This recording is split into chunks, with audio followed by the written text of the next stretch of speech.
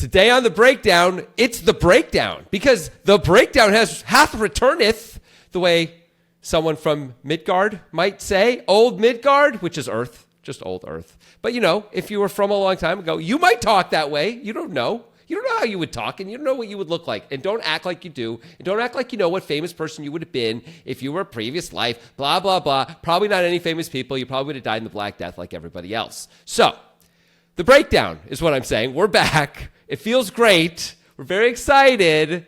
We're surrounded by people, Grant. a whole group of people here. You may hear about them at some point along the way. But I am saying this hand that we're going to break down today on this show features some actions that I don't know if we've ever seen in big tournament spots before. Like, at least one action I'm not sure we've ever actually seen. So that's pretty cool. And I predict it will have strong opinions from all sides, not just you and me, but from the audience, from Nate Silver, I'm going to say it, Matt Berkey. I'm not afraid to say his name, Grant. Chauncey Billups might weigh in because he's got some free time, let's be honest. It's all happening right now on The Breakdown. It's a superstar edition of The Breakdown with Grant Dennison and Jonathan Levy. Where I left because I know my people needed me. Diamond in the rough, I don't know what it is they see in me. Go down as a legend in my city because we beat the streets. I can't wait for that Chauncey take. I know he was probably crushing that high stakes game, with all of his skill. I'm sure he was, with his glasses that showed him every single card that everyone had. The automatic shuffler with the guy telling somebody at the table who's had the best hand by the river. That was pretty cool. Woo. Yeah. Pretty incredible stuff. I cannot wait for the documentary. Honestly, I think it's gonna be great. Yeah. We may do a little piece on that even because it hits all of the Venn diagram is so strong. Yeah. With Portland, with basketball, with poker, sports betting. I mean, really, it hits us in all our erogenous zones. But we're not going to do it right here, and we're not going to do it right now because we have other things to talk about. Not just this hand, but we actually have stuff to tell you guys. So let's get into it, Grant. Right. Yeah. But before that, let's say that this hand is nuts. It's really interesting and nuts. So stick around for the hand for sure. But we do want to. Do you want the good news or the bad news first, Levy? Good news. Good news. Always the good news. All right. The good news is that we have begun a new podcast and channel. It is not a poker related thing, but there is wagering. It's gambling. It's gambling. Yeah. It's just we just gamble until we don't have any money, and then you get to watch us walk the streets. It's really great. No, it's called Walking Gentleman's the Streets Bet. with. It's called Gentleman's Bet, and it's a lot of fun. We've made a few episodes with our producer Chris Jones, and we take topics that are ubiquitous in culture at any given time or something that's timely, and we find a way to bet on it. So, as an example, we bet on how many streams Taylor Swift's songs would get on Spotify when her new album was released. We recently bet on the difference in points between Luka Doncic and Cooper Flagg for the first 3 games of the season. The thing you have yet to communicate clearly for the audience, I think, is that we bet against each other. Yes. So we're not betting together. We're not like finding a cool bet. We are absolutely at odds with each other every single show. One of us takes the other guy's money every single show. Someone is very unhappy at the end of every single show, and the other person, as we've done a few of these shows, is gleeful. Right. And so I think that's a big part of the appeal here. It is. It's great. It's a lot of fun, and it's got the same energy as this show. So if you like what we're doing here, that's a great place to go check out, because the bad news is that the Poker Guys has an uncertain future. It's like the YouTube crackdown on poker has not been ideal for the future prospects of us or any other poker content creators. We've been doing this thing for 10 or 11 years. And it's, we may continue doing this show, especially the Breakdown podcast or Table Talk podcast. Those are a lot of fun. We're not really sure what's going to happen with it. We do know that we're going to take a shot at Gentleman's Bet for the foreseeable future. And we were having a lot of fun with that show. So if you want to make sure you get our stuff, that's where you got to go. Yeah. If you like the stuff from this podcast, that is the opening bit before we get to the poker analysis, this show is really for you. Mm-hmm. You're going to like this because we are forced to riff on the topic before we even know what the bet is. And then we are told what the bet by Chris Jones, our producer, is about 4 or 5 minutes into the show. After we've been riffing on be it meteors or Halloween costumes or Taylor Swift or The Rock. These are just some of the things we've already made shows about. The NBA. And it will just keep being interesting, topical things. But it doesn't matter what the topic is because you get me and Grant saying ridiculous things to each other about said topic. And I have to say, it's always pretty darn good. So you get that, and then you also get us actually coming up with a bet, or we're given a bet, and we bet against each other, and someone wins and loses. And you get to watch the whole thing happen in real time. And it's pretty beautiful. And the bet isn't just like a nothing part of it. Like if you like the way we think about poker, that's kind of the way we think about these bets as well. If you want to see, we kind of let you see how the sausage gets made as far as our thought process and where we go with the betting. You know, we're not trying to hide everything from each other because for the sake of an advantage, we're trying to show everybody our thought process on why we would bet a certain way. So it's a lot of fun, I think. Yeah, we're betting $100 per episode, and so it stinks. Losing stinks. Not going to lie. And winning feels great. So, Gentleman's Bet. Check it out anywhere you get podcasts. Check it out on YouTube. We're excited about it, and we hope you join us there because we think it's a lot of fun. We decided anyone who's a listener of this podcast gets the first 30 episodes for free. Oh, yeah. So you can go in and listen for free I thought without we said any 33 cost. episodes. You know, Larry Did we? Bird. Okay. Larry Bird. Oh, I love it. Yeah. Larry Bird. But Michael Jordan, 23. So we're going to split the difference. I don't know. Fine. Larry Bird it. I know. You love the Boston players. I mean, do you want to go Dennis Rodman on the 33. Mavericks? 90? You want to go 90 for free? You know what? I love this audience. It's an uncertain future. Give them 90 episodes. The first 90 episodes for free, but you have to subscribe in the next 13 hours. Otherwise, forget it. Otherwise, it's the same cost as it is as everyone else has to pay. All the other get in there. Yeah. And it's 13 hours from when you hear this. It's not 13 hours from obviously when we record it, when we release this, because we wouldn't know. Yeah. But we do know when you're listening because we're paying attention. We watch. We have devices in all of your houses and cars and scooters. Yeah. And any sort of... It's called the cell phone. Any sort of jazzy scooter, even, a mobility device. We've got devices. It's called an Alexa. It's called a smartwatch. It's called a computer. It's called AirPlay. I mean, it's called a smart TV. Yeah, I think we have some devices, Grant. Oh, Grant's over here like, yeah, I think we do. That's what Grant's like. Okay. So if you want that kind of shit, come over on Gentleman's Bet and check it out. Yeah. Let's talk about poker. It's it's been a while since we broke down a hand that one of us did not play in particular. And this is a weird, interesting one. And guess who suggested it? Definitely a Mount Rushmore suggester. It was Ruthino. Who, has been with us. Lawyer? What's that? Is he a lawyer? I don't know what his profession is, but he's from Austria. He might be a lawyer. Yeah. He's probably interacted with a lawyer at least, and that's got to count for something. Yeah. He's probably a professional poker player, honestly. He shows up in all those tournaments. Yeah, he probably is.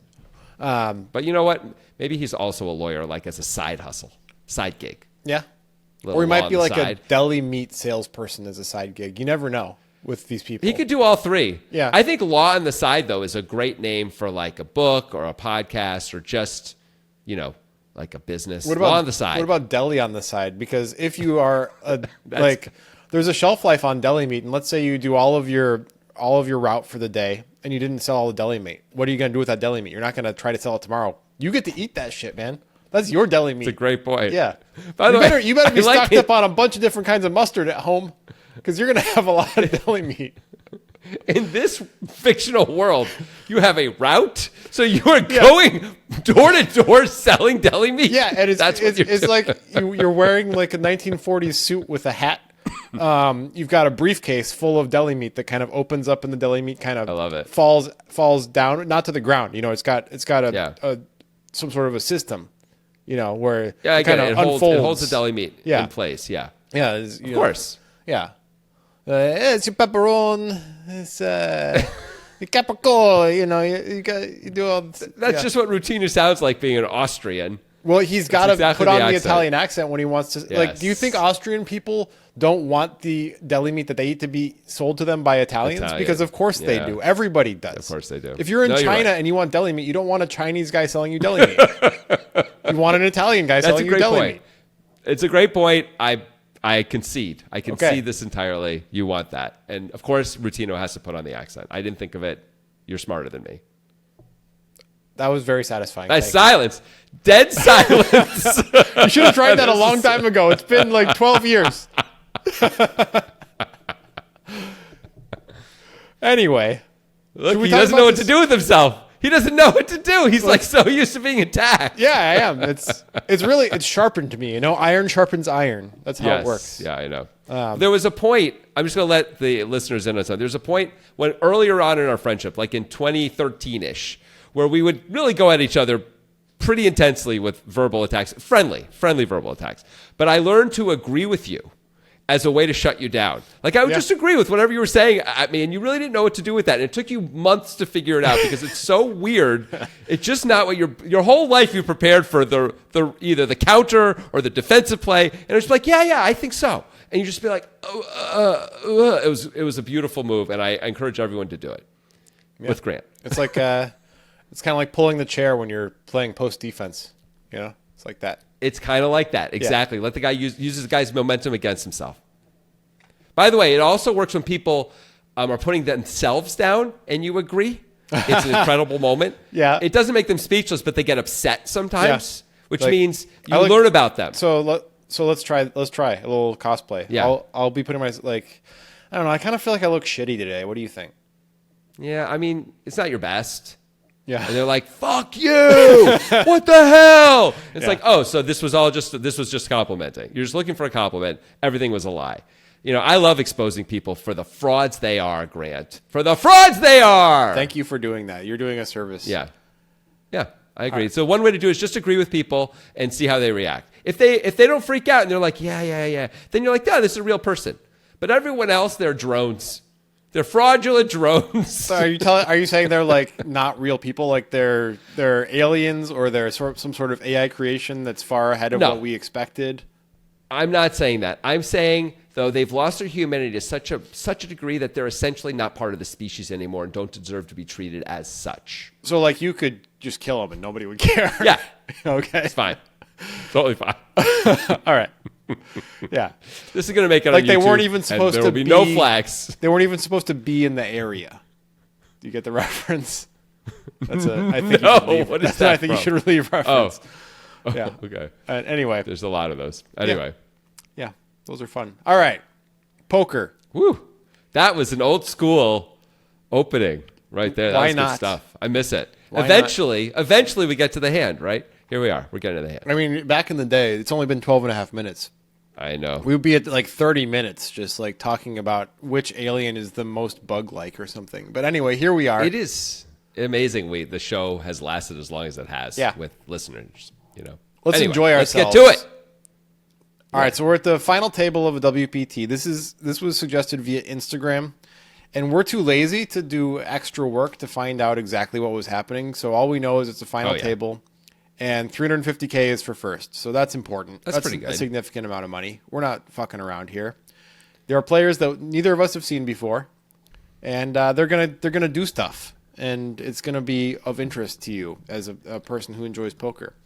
So the blind. Can I ask one question? Yeah, go as ahead. We're starting. Yeah. I know we're lazy. I know we didn't do any work on this. With the Instagram link that you were given, do we have a sense of anyone else's chip stack? Like, are there very short stacks at the table? Do we know anything like that? Nope. Okay, great. We can make some guesses anyway if we're at the final table. Yeah. We know what we're doing. Okay, just checking. It doesn't Just matter. For the checking. sake of this hand, it's not that important. I mean, I guess it's sort of important. But It's fine. We're here. We're doing it. It's fine. it's gonna be what great. they're here for anyway. They already got their little dose. So I know. You can leave now. we don't care. We're going to talk about poker This now. is where we don't care if you This listen. is where they agree with us. And we're like, "What are you leaving? You're leaving?" And then like, you're not part of the species. You know. Instead of like they leave, we're like, "See ya. It was great to have you." You know. And they're like, "Yeah, they are. They're humans." Anyway. Okay. # find the imposters.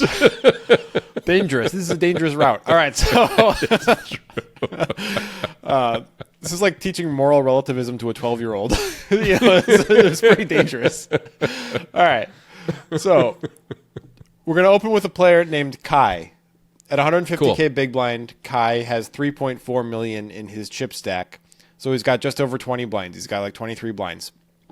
And he's got Jack 10 of clubs on the button. What a beautiful thing to have. He min opens to 300K. The big Yep. blind, the small blind folds. The big blind is a much bigger stack named Ryan, who has 10.7 million in his stack.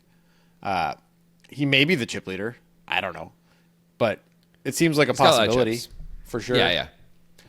He calls from the big blind with 6-4 offsuit.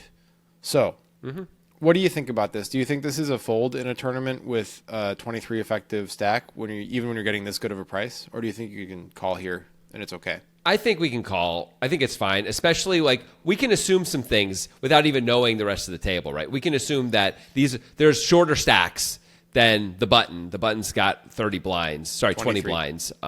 23, fine. There's almost certainly shorter stacks than that. We can put pressure on this guy a lot. It's a very inexpensive thing. We have a lot of chips. I think it's a really straightforward call. Do you disagree? I don't know if it's straightforward. I think there's a possibility that like some dude who travels the World Series of Poker circuit and is home 1 month a year would tell me that it's a terrible call, but I don't. Yeah. I don't know. It seems fine. I think at worst it's marginal, and when stuff is so marginal that it's so close on either side, it doesn't really matter. Right. What we do. It's Yeah, those almost guys like all we be just indifferent to it. speak in platitudes anyway, so terrible just means slightly bad. Really, exactly. Yeah. If we had 6-2 off, I would just fold it, right? Yeah. I think 6-3 off is I would consider calling even 6-3 off. So to me, 6-5 off is an auto call. I feel like 6-4 off at this price is just probably a call. Yeah, and like Just getting suited is close. obviously a call. Oh my god, any two suited cards. All right, so there's now 825K in the pot. So when you have a 23 blind stack and you open and you get called, the SPR gets pretty short pretty quick because Kai's got 3.1 left and there's 825 in the pot. Yep. It's sometimes it's nice to have a short stack because the flop could be really tough if you had a super deep stack, but when you're short, whatever. I mean, maybe there's ICM pressure, but still 10-7-7. Well, that's the thing. Yeah. 10-7-7, 2 spades, 1 club. Obviously, the 10 is a spade because Kai has Jack 10 of clubs. It's a pretty great flop for us. There's just no way around it. We're Kai now. We get to be Kai. We get to be the guy with the better Yeah. hand. Okay, great. I was thinking that. Yeah. I mean, for range wise, it's a great flop for the big blind.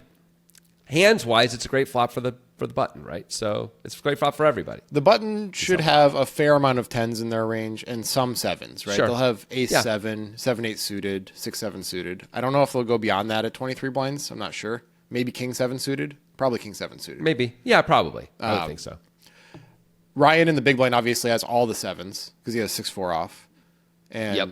But of course, Kai has all of the overpairs. He has all the big aces. Ryan may be 3-betting king 10. I'm not sure, but ace 10 feels like at least sometimes against a 23 blind stack is going to be 3-betting. Sometimes, for sure. 10-10 obviously is in Kai's favor. I think it slightly favors Ryan for the nut range, but Kai has more total value is how I would put it. I mean, it's pretty close, I would Yeah. say. Especially because the button opens, right? The button, like you said, it's going to interact with this board more than like an early position or a middle position opener is going to really be in trouble here against the range versus range, I would say, comparatively to the button opener, who just is wider and thus interacts so much more and has more straight draws and has 7s and has all the stuff, has more 10s even. Yeah. So it's close. Yep. So Ryan's going to really lean into the slight range advantage that he has and the ICM pressure that he can put on and just go ahead and lead this board for 250 and 825. Sure. And I think that's a pretty good play, honestly. I like it quite a bit. Even if the range advantage is minimal or even non-existent, the ICM pressure that Ryan has in his quiver is pretty powerful, and he's giving himself such a good price just to pick up 825 right now with 6 high, and it's going to work enough of the time. This is for sure chip EV profitable, and I like it. And I think there's a lot of hands that probably just have to fold right now. Yeah. Like king 5 suited. I don't know, what's king queen supposed to do? I mean, if king queen doesn't have, if it's not of clubs or spades, maybe not even of clubs because we're too shallow. Like, I don't think it can continue with the ICM pressure. I think we just fold. I agree. Yeah. Also, we assume that there are shorter stacks. We don't want to just throw away chips here with king high for no reason. Well, we don't have like a straight draw even. Like, it isn't like it's 9-10, 9-9-10 where we can hit the jack. Also, any Broadway, any paint card is pretty good for us. We have cards that could hit that we're drawing dead, effectively drawing dead unless we get very lucky. We need to go runner sometimes. Like, I think we're just folding away anything that doesn't have some real like either isn't a pair already or have some real improvement potential here. So this has got to be a good play because it's just going to work way too often against this range with the price that we're giving ourselves for it to work. We're betting 250 to 850. So I like this play for sure. I do too. I just think as Ryan, you have to have like a game tree of outcomes and plans of what you're going to do. And I think this play is profitable enough on its own that you can just shut it down if you want to. You don't have to do anything else. Maybe you pick some cards that you're going to keep going on. Anything that improves your equity, perhaps. But that's not that many cards when you have 6-4 on 10-7-7. So it's really not. I mean, if we hit an 8, are we super excited to I don't continue? know if an 8, I wouldn't, even though that 9? improves our hand potential, I don't think we're counting an 8 or a 9.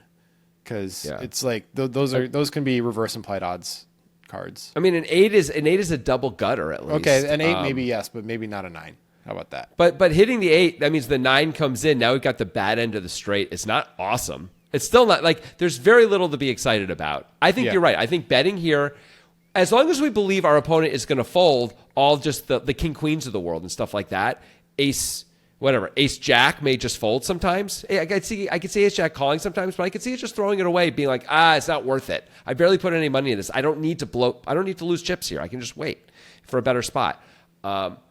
If that's the case, I like the idea of betting once, like you're saying, and shutting down. Yep. But as Kai, we obviously aren't going to be folding with Jack 10 of clubs. Yeah. Is there any raising here? I just don't know what the point of raising is. Like, the only thing we're denying a little bit of equity, right? We're denying equity against straight draws and overcards. Mm-hmm. But most of the overcard combinations that we're really trying to deny equity to would have 3-bet us probably anyway. Not all of them, but a lot of them would have, right? Like even something like King Jack, which by the way, we have dominated. So maybe King Queen's a better example. Like either we haven't dominated or they're probably 3-betting us at this with the situation a lot of the time.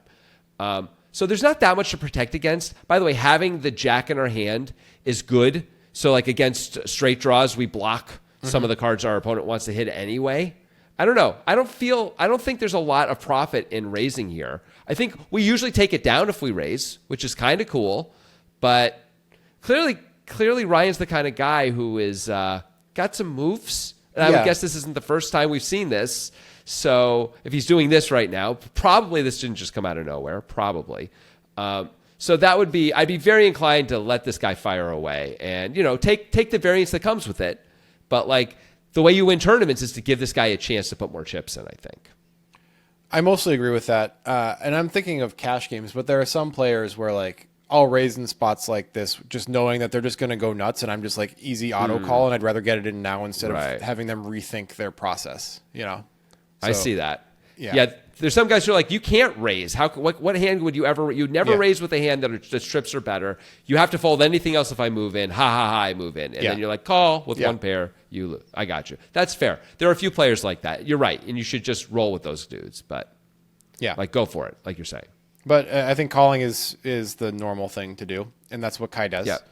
He calls pots 1.325 million, 10 of spades, 7 of clubs, 7 of spades. Kai's got Jack 10 of clubs. Ryan has 6-4 off. The turn does improve Ryan's hand. It's the 3 of diamonds. He picks up a gut shot. It's not a big improvement, but a 5 would have been a lot better. Though. A 5 would have been a lot better, but it's something. But still, like, it feels like, okay, how many cards are we really going to continue on here? We were saying an 8 or a 9 is even not great because when those hands come in, often we have the bad end of the straight.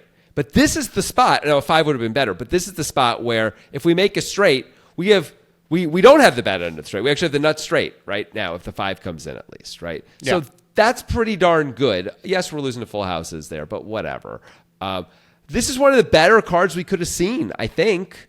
Right? I 6 or 4 we would have welcomed as well because sometimes that we're beating ace high when we hit that. Yeah. But if we're going to continue, this is maybe a really good card to continue on because we have so little equity, but we have some equity now. We have some hope. We have a escape hatch at least if we get called.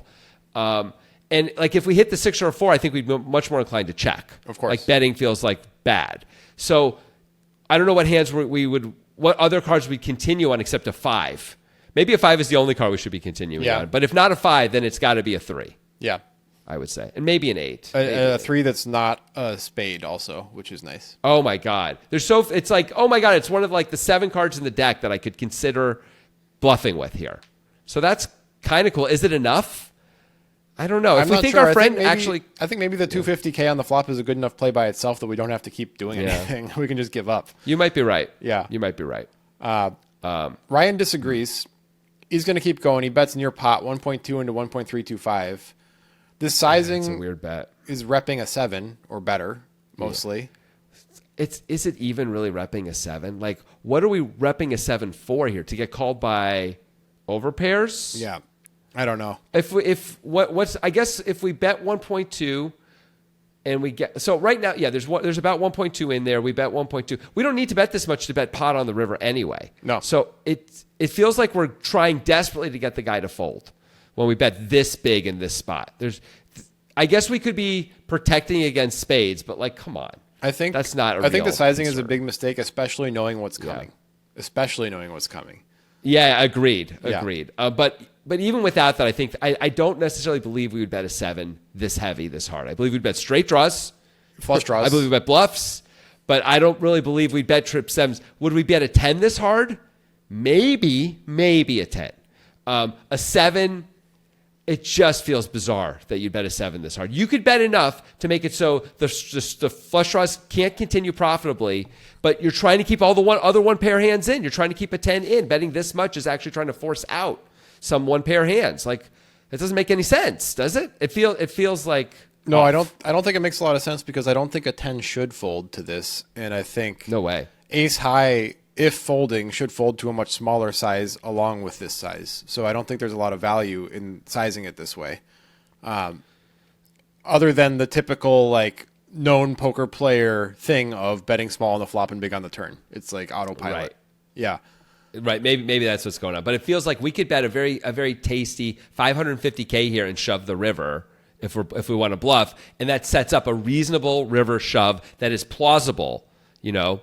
I like that better. You know, it's like a full pot shove now, give or take. Yeah. And this is just going to set up the stack to pot ratio is going to be bizarre if called here, right? When called. Not quite bizarre, but it's especially knowing what's coming, and you'll see what's coming, audience. I know. The feels like a big mistake because not only of what's coming, but also I want to reiterate, ace high is going to fold for less, right? If it's going to fold. So for sure. So what's the point? Because we're not folding out a 10 most of the time anyway. Maybe we can fold out pocket 9s or pocket 8s. Like that's really like what we're targeting. Maybe here, I guess. Okay. I mean, cool. I guess we could do that. But like spades would have probably raised the flop a lot. Yeah. A lot, right? Yeah. Especially on the donk. Oh my God. It's like, you don't have it. I want you to fold. I've got the right size stack to put in a big committing raise. I'm just doing it. Whatever. If you're calling, cool. Let's find out who wins. You know, like probably 8-9 plays it the same way. So yeah, it's like pocket 8s, pocket 9s is the only reasonable thing to target here at this size. Like you said, I really like your point. Ace high will fold for less. Again, coming back to like my 550, ace high is going to fold for 550 almost always. Yeah. Right. And by the way, if somehow it holds on, we can put more pressure on it on the river if we want to. It keeps our options open to make a bigger bet on the river where it's going to be very hard for ace high to call on the river. By the way, top pair is going to have a tougher time calling a bigger river bet than it is this big turn bet. And then the river bet, if you're going to go for it, is going to be a lot smaller. So, yeah, I think the sizing is a clear mistake. Clear mistake. Like for Kai, this is like the big decisive moment of the hand, basically. Like if we call here on the turn, how can we ever fold on the river? I mean, right? We put in too many chips with top pair. To use a Bart Hansen term, it's a little bit of Fifth Street chicken, you know. A little bit. Yeah. A little bit. And of course, depending on what Fifth Street is, right? But on a brick, any kind of brick, how can we do it? We put in so many chips with top pair. How can we do it? Right. If the if the 6 of spades comes off, okay, straight draw comes in, flush draw comes in, he moves in anyway. It's a very hard call for us probably. But I don't know, if the deuce of hearts comes off, it seems crazy to fold. Like if we're going to call the turn. Like this is the inflection point of the hand for us. Usually. So it's obviously uncomfortable, but it seems like a necessary call with Jack 10, and that's what Kai does. Yeah, you just have to. We just don't have enough hands to call with if we're not calling with Jack 10 here. Yeah. So I think here's the thing that we were previewing before. Yeah. Before the river card comes, Ryan moves all in for 1.9 with 6 high. He's got a gut shot. He's got 6 high. We're 1.9 into 3.75 effective stack. Is the 1.9. I will say this. The sizing looks strong, but the action looks weak. Right? Yeah. And I'll say this. For anyone who's like saying, well, you know the hand. Before we started this broadcast, I said, Grant, I don't know anything about the hand. Is that okay? Grant said, I just want to tell you one thing about it because it's interesting. There's a donk on the flop, and then that player moves in blind on the river. And I said, well, I don't know anything, but boy, that sure sounds weak to me. He did say that. How could that be a strong play? Like, whoever has it when they do that in a tournament setting. Anyway, so it reads as super weak, right? Because wouldn't you want to? I guess you could say, well, I've only got half a pot, so I'm moving. If I'm going to call it off anyway with my trip 7, so I'm moving in to make sure I get value, I guess. But why wouldn't we want to see what the card is and size appropriately to the card? Like, what if it's a death card? What if the ace of spades? Wouldn't we want to? We might want to bet small with trip 7s. We want to think about it at least. Why wouldn't we give ourselves a chance to think about it? From a basic perspective, what Ryan is doing is pretty obvious, right? He's saying, I don't care what the river card is. My hand is so good, I can move in. So I have that going for me plus the ICM pressure. Deal with it. Yep. Like he thinks that's right. That's going to work. I understand he's trying to say that, but I would argue if you just told me the actions of the hand and doesn't tell me the hands at all, I would say, oh, donk from the big blind, generally weak. Big bet on the turn with these stacks and on this board, generally weak. Generally weak. All in on the river blind, generally weak. Like weak is what I get from those plays, right? I understand. Now, doesn't mean to say it's always going to be weak, but I mean, it's hard for those things to be strong, especially all of them. I mean, it is problematic that your initial thought is all of these things are weak, where these guys are playing a tournament, so they probably don't have a lot of iterations together. There's not like an opportunity for a history to establish balance in this spot, right? So like the default assumption is going to be the default assumption, and exactly it might be weakness. So that's a problem. If it was Dan Harrington, I might think differently about it, right? Dan Harrington. Action Dan Harrington, the guy who never bluffed. Yeah. Of course, he did bluff a little bit, but like had it so much of the time, was pretty tight. If he's a notably tight player, I would look at these actions differently. That turn bet would be terrifying, and I would consider folding top pair with the jack on the turn against a super tight player, who I actually think is trying to protect against the flush from coming, with their huge bet. But the like loosey-goosey guy who's like pushing people around, trying to take advantage of ICM stuff, this doesn't help the story. I would say. I agree. It's a bad story, but I think I understand what he's trying to say. Again, Me too. If he had sized it 550 on the turn, he could have had a pot plus size bet on the river, and it would be a more difficult spot, I think. Even though the weakness is still the same. I don't know that we would fold, but it would be a very long tank, I think, as we really thought about it. Because we could fold and still have a lot of chips, lot of chips. And now it's like, I can fold and I'm going to have 13 blinds. Yeah. 12 blinds instead of 17 blinds. And maybe that doesn't sound like a big difference, but it's a really big difference in the spot, I would argue. The move-in possibilities are much better. You've got more time to 3-bet all in with 17 blinds. With 13 blinds, you can barely do that. Yeah. I think it really matters. I agree. I think it's a problem. I think, it's an interesting move, obviously, that Ryan is doing here. I think it would be a lot better if, forgetting balance for a second. Let's assume he's never doing it with a strong hand, even though he should be if he's doing it with this. But let's say ICM pressure is enough that it's okay that he's doing it this way. It would be way better if he had a stronger draw, because if his plan is I have a very strong draw on the turn, my plan is to bluff the river on most cards if I miss, then it's kind of interesting to move in before the river comes, because you have so many cards that you can hit, and then your opponent's going to be confused by how you got there, and you did get there a lot of the time, But in this case, you only have 4 cards that you want to hit, the 5s. But if you had a combo draw, where you have 15 outs, then I think it's a much more interesting play. I don't disagree. I would argue that we just don't see a combo draw played with this action on all 3 streets that often. Not I'm sure it's not never. I'm sure it happens a little bit. But that combo draw is such a good check raising hand on the flop. It's so beautiful for check raising. I agree. But I'm just saying, once we're here, I'd rather have a combo draw for sure. Yeah, I agree. Of course, I agree. the question is this: what are we targeting right now when we move in blind? What are we hoping to get fold that called that huge bet on the turn? We bet 1.2. We got called. We think now we're gonna so bet damn 1.9. cool that we can fold out overpairs because we're so slick that we don't even How's care. this guy going to call? Yeah. It's so strong. How can this guy call? Yeah. Right. That's what we think. That's the idea, I think. I don't know. We're trying to tell a story. Yeah. We think we're telling a story, and we're like, you got all 3 barrels is what tells the story. So like, it's going to be even better. We're going to win more chips this way. You know, it's going to be great. That's the story. I don't know that this was going to work no matter what we did. In fairness to our opponent, and in fairness to Ryan. And this is the kind of board that I like making moves on as Ryan, with the 2 7s on it on the flop and the 3 on the turn even. These are good. It's a good board to attack. So maybe we're just destined to put a lot of chips in here and be in a lot of trouble. But I think there's ways to tell this story better. We could have done sizing and timing a bit differently. Yeah. Yeah. Anyway, the river is the 8 of hearts after the move-in. Got it. So the board now reads 10, 7, 7, 3, 8 with a missed flush draw. I mean, 6, 9 gets there, Jack 9 gets there. Whatever. But 8-9 makes a pair, but 8-9 wouldn't have moved in if it knew, but it moved in ahead of time, Yeah. so doesn't matter. It already moved in, so we have to call, right? Yeah. Don't we have to call? I think we have to call. Now, it's possible that a decent amount of players in this spot will fold because it's a final table with 350 up top, and it might be the biggest spot of most players' lives who are there. So it might be an outsized effective play that Ryan's making here because of the situation. It's possible, but I hope so. I will say I feel like against someone who is not money scared and who's been around the block a little bit, this is not going to be successful enough. If you're up against someone who's money scared or tight or careful or has already made big folds, there are guys who make crazy big folds. If it's JC Tran, of course make this play. He's going to show you top 2 and fold every time, I mean, right? if but it's not in this tournament, he would have the main event final table. In the main event.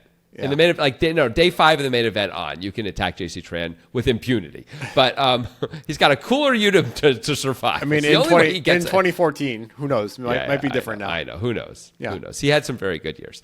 But if it's a guy like who's showing you, like JC Tran literally is folding and showing top 2 and stuff like that in the main event in day 5, I know.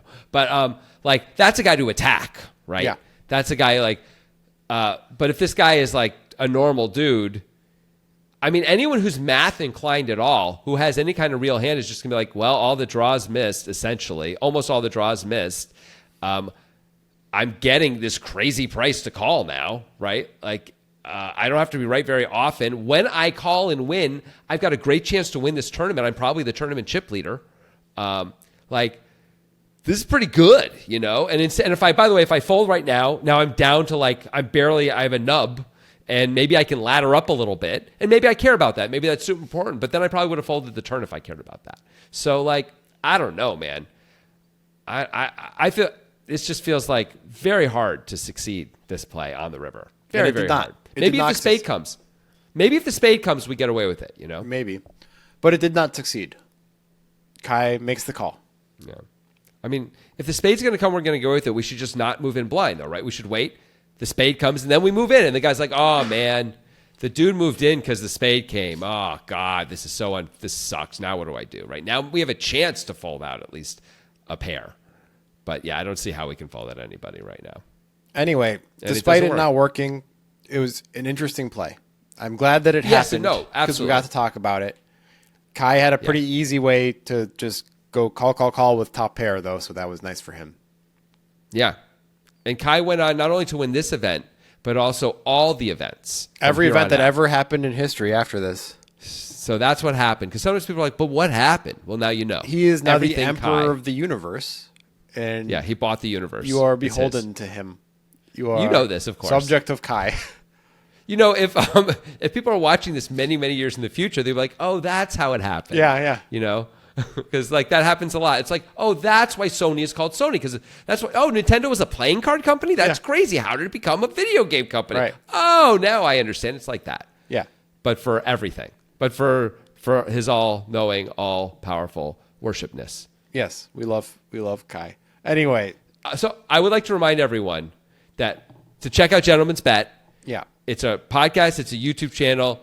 It's a life decision. It's a way of being in the world. Please check it out. We're really proud of it. We think you're really going to like it. Don't be a fool. Get in there. Subscribe. Yeah. Make us look good. We'll see you Come there. on. We will see you there. Or Kai will be seeing you later. I'll tell you that Yeah. much. Kai. Here I come, push it to the limit, I can't go no more. Red light, no way, I'm coming back home. Long dirt road, all on my own. I'ma be the greatest, write my name in the stone, write my name in the